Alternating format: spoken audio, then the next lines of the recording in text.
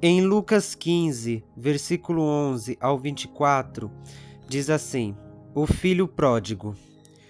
E disse: Um certo homem tinha 2 filhos, e o mais moço deles disse ao pai: Pai, dá-me a parte dos bens que me pertence. E ele repartiu por eles a fazenda. E poucos dias depois, o filho mais novo, ajuntando tudo, partiu para uma terra longínqua, e ali desperdiçou os seus bens, vivendo dissolutamente. E havendo ele já gasto tudo, houve naquela terra uma grande fome, e começou a padecer necessidades. E chegou-se a um dos cidadãos daquela terra, o qual mandou para os seus campos a apacentar porcos, e desejava saciar o seu estômago com as bolotas que os porcos comiam, porém ninguém lhe dava nada.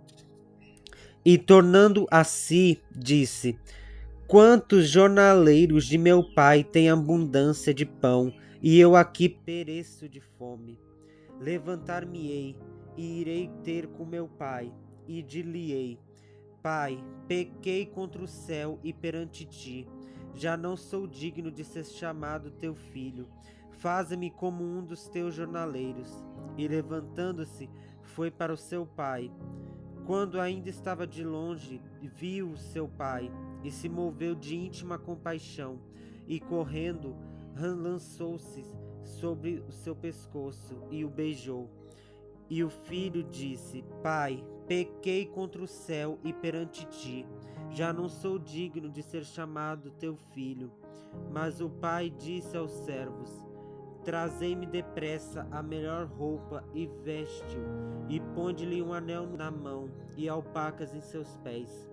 Trazei-me o bezerro cevado, matai-o, então comamos e alegremo-nos, porque este meu filho estava morto e reviveu. Tinha se perdido e foi achado, e começaram a se alegrar-se.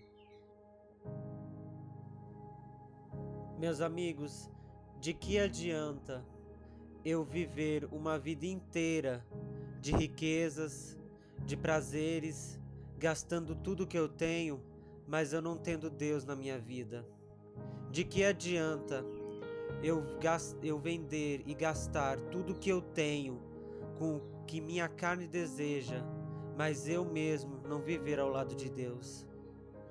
Aquele jovem pediu ao pai para que desse a parte da herança dele, e o pai deu.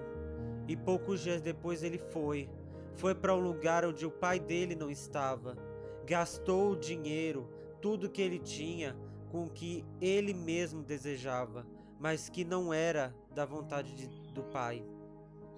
Da mesma forma, igreja, quantas vezes a gente gasta o nosso tempo, a nossa vida, o nosso espírito com coisas que não fazem parte de Deus? Quantas vezes nós gastamos o nosso propósito com as nossas coisas do pecado?